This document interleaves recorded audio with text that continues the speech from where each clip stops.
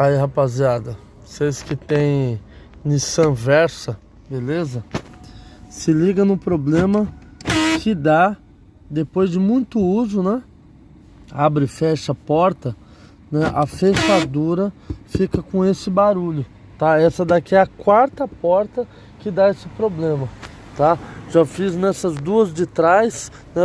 Eu trabalho com um carro com aplicativo desde 2017, tá? Esse carro é 1213, tá? Então abre e fecha a porta não sei quantas vezes ao dia, né? E detalhe que eu quero chamar a atenção aqui: cada fechadura dessa tá aproximadamente 500, 600 reais para trocar. E aí, como é muito alto esse valor, a gente faz uma adaptação, né? Não eu, mas um rapaz que faz, e custa 50 reais a maquininha, né? Universal.